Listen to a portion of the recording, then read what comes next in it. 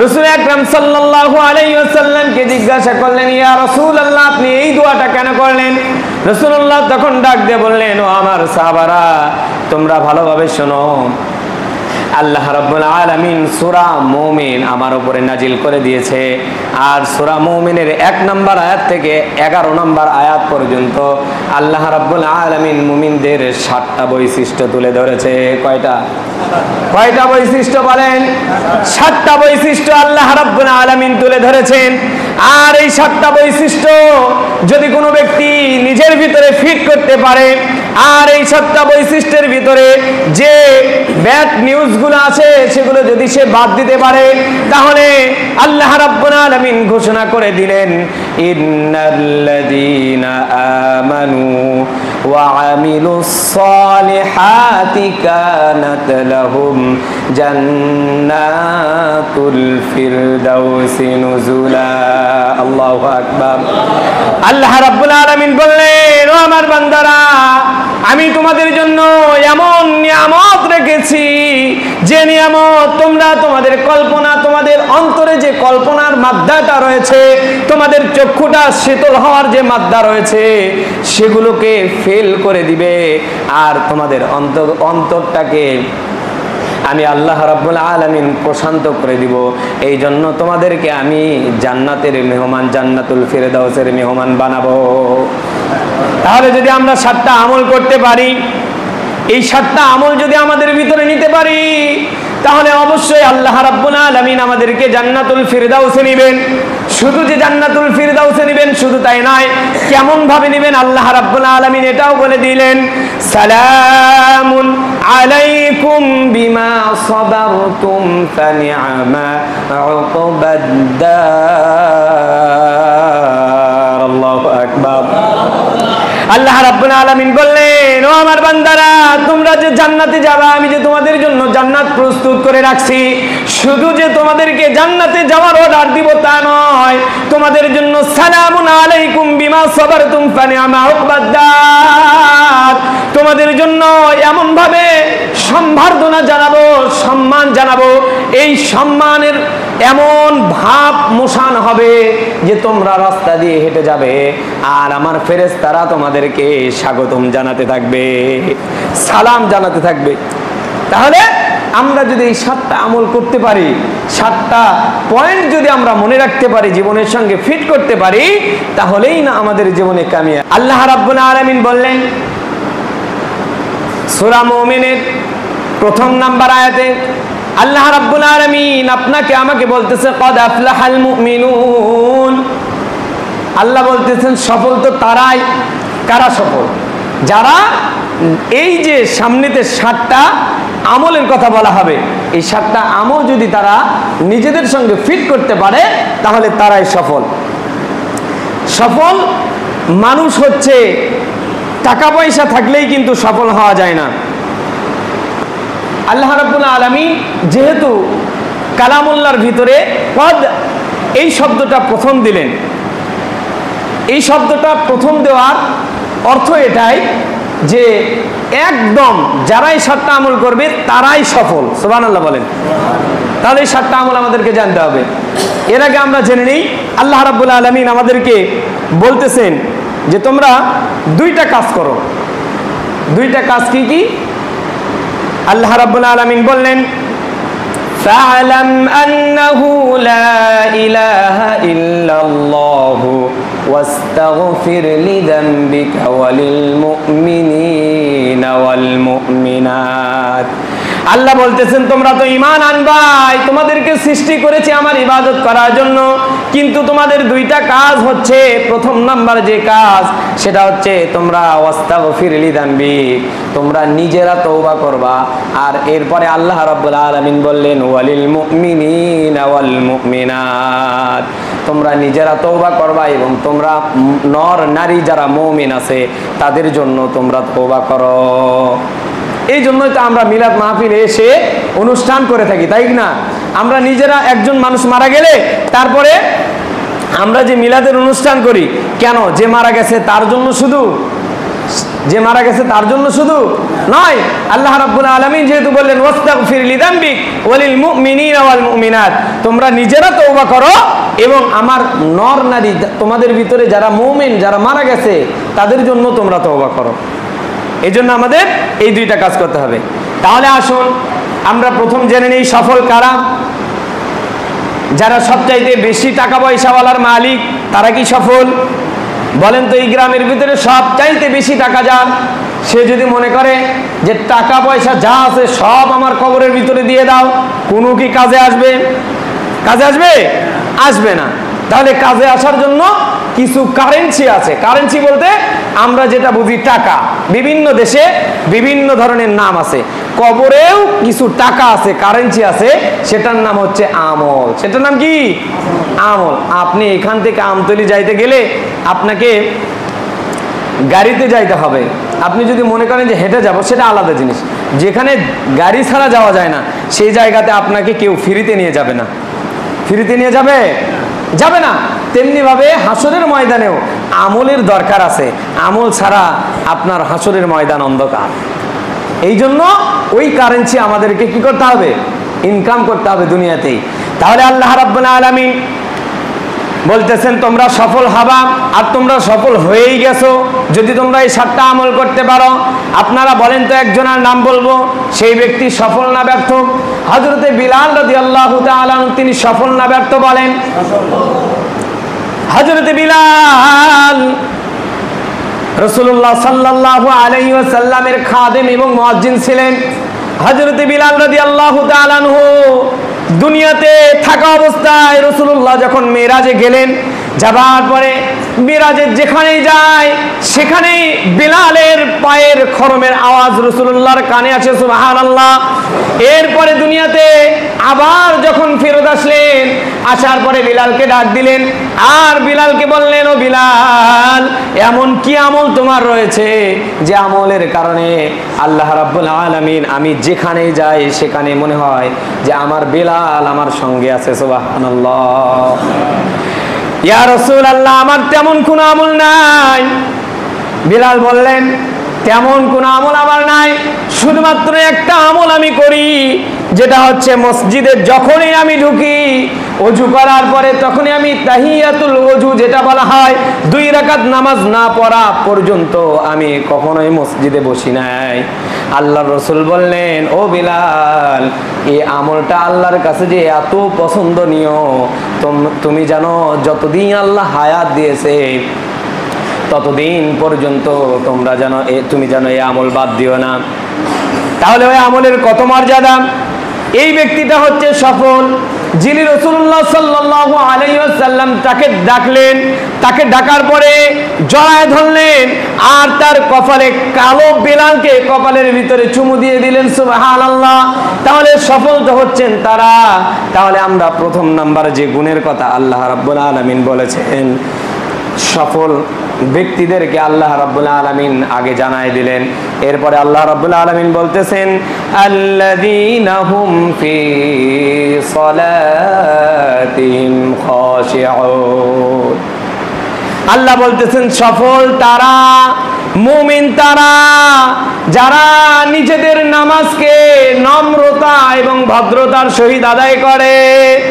এখানে তো সবাই ধরা খেয়ে যাচ্ছে। নম্রতা এবং ভদ্রতা বলতে কি বোঝায়? একজন মানুষ যদি অন্ধ হয়, এই ব্যক্তি যদি অন্ধ হওয়ার পরেও একজন চেয়ারম্যান সামনে আসলো, আসার পরে তাকে যদি বলা হয় চেয়ারম্যান তোমার সামনে আছে, সে জীর্ণ শীর্ণ হয়ে বসবে, তাই না? জীর্ণ শীর্ণ হয়ে বসবে না? তাহলে আমি বলতেছিলাম, তাহলে আল্লাহ রাব্বুল আলামিন প্রথম নাম্বার যেটা বললেন নামাজের কথা, নম্র এবং ভদ্রতার সহিত নামাজ আদায় করতে হবে। আমরা তো আজকে নম্রতা ভদ্রতা দূরেই থাক, নামাজের ডানে বাঁয়ে তাকালেই দেখা যায় কিভাবে রুকু করতেছে, কিভাবে সিজদা করতেছে।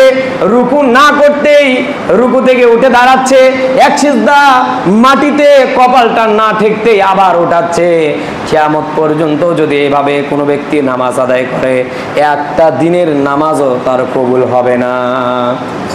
আল্লাহর রাসূল সাল্লাল্লাহু আলাইহি ওয়াসাল্লাম নামাজ শেষ করে সাহাবায়ে কেরামদেরকে নিয়ে বসে আছেন। এমন অবস্থায় একজন সাহাবী আসলেন, আসার পরে নামাজ আদায় করতেছেন। তখন ডাক দিয়ে বললেন, নামাজ শেষে ওই সাহাবী চলে যাচ্ছেন, ডাক দিয়ে বললেন, এইদিকে আসো, তুমি যেভাবে নামাজ আদায় করলে এই নামাজ তোমার হয় নাই। আল্লাহ রসুল যদি এখানে বলতেন যে তোমার নামাজ ভুল হয়েছে, ও আমার সাহাবী তুমি আবার নামাজ পড়ো, তাহলে না হয় আমরা বুঝতাম যে নামাজের ভিতরে ভুল হয়ে গেছে। নামাজের ভিতরে যদি তাদিল আর আরকান না থাকে, তাহলে নামাজ ভুল হয়, আবার পড়লে শুদ্ধ হয়। এটা আল্লাহ রসুল বলেন নাই। আল্লাহ রসুল সাল্লাল্লাহু আলাইহি ওয়াসাল্লাম বললেন, ও আমার সাহাবী তোমার নামাজ হয় নাই, তুমি আবার নামাজ পড়ো। এরকম ভাবে 3 বার নামাজ পড়ে নেওয়ার পরে ওই সাহাবী বললেন, ইয়া রাসূলুল্লাহ আমি নামাজ পড়তে পারি না, আপনি আমাকে শিক্ষা দেন। এখান থেকে আমাদের শিক্ষা হচ্ছে, আল্লাহ রসুল বললেন, এটাই বুঝাতে চাইতেছেন রুকু যদি ঠিক মতো না হয় তাহলে আমাদের নামাজ হবে না।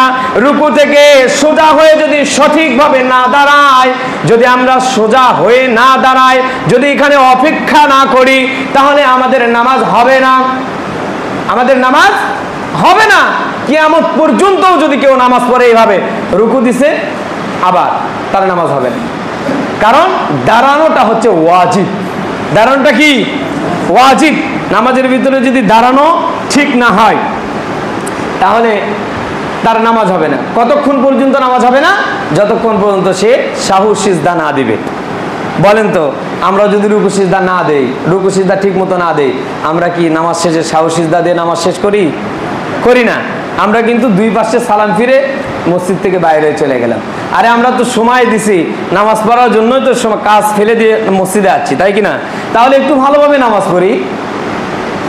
এরপরে আল্লাহ রাব্বুল আলামিন মুমিন বান্দাদের যে গুণের কথা বললেন, ওয়াল্লাযীনা হুম আনিল লাগবি মুরিদুন। আল্লাহ রাব্বুল আলামিন বলতেছেন, ওই সমস্ত বান্দাগুলো আমার মুমিন, ওই সমস্ত বান্দাগুলো আমার জান্নাতের অধিকারী। তারা কারা?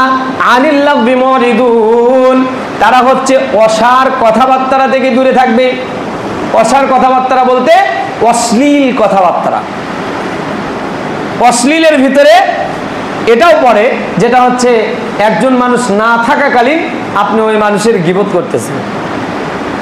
আপনার মসজিদে এবং আপনার সমাজ যিনি পরিচালনা করে, এই সমস্ত মানুষের যদি কোনো ভুল হয়ে যায়, তাহলে আপনাদের উচিত হচ্ছে ইমাম সাহেব এবং মসজিদ কমিটি তথা সমাজ পরিচালনা যিনি করে, তাকে একাই ধরে বলতে হবে যে এই সমস্যা মনে হয় বোঝা যাচ্ছে।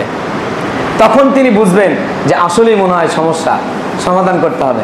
কিন্তু আমাদের সমাজের নীতি আর রীতি হচ্ছে, আমরা কি করি, যদি আমি দোষ করি আমাকে তো বলবেই না, আমাকে তো বলবেই না যে হুজুর এই সমস্যা আপনার, এগুলো বলবে না।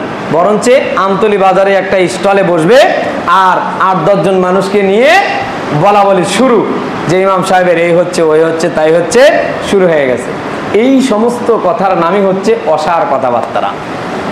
যদি আমরা অসার কথাবার্তা থেকে নিজেকে হেফাজত করতে পারি, তাহলে অবশ্যই আমরা মুমিন হিসেবে মৃত্যুবরণ করব এবং আল্লাহ রাব্বুল আলামিন আমাদেরকে জান্নাত দিবেন। আমাদের জন্যই জান্নাত রেডি করছেন। এরপরে আল্লাহ রাব্বুল আলামিন বললেন, আল্লাযীনা হুম লিয-যাকাতি ফাইলুন। আল্লাহ রাব্বুল আলামিন বলতেছেন, তোমরা যাকাত দিতে উৎসাহিত করো। সমাজের ভিতরে আমাদের 2টা জিনিসের অবহেলিত সবচাইতে কম হয়ে গেছে। যেমন অবহেলিত পর্দার ব্যাপারে মানুষ মনেই করে না যে পর্দা করতে হয়, মানুষ মনেই করে না যে যাকাত দিতে হয়। এমন একটা সময় আমাদের ভিতরে আসবে, আজ থেকে 20-25 বছর যদি হয়ে যায়, অতিবাহিত হওয়ার পরে আমাদের সন্তানরা বুঝবেই না যাকাত কি জিনিস।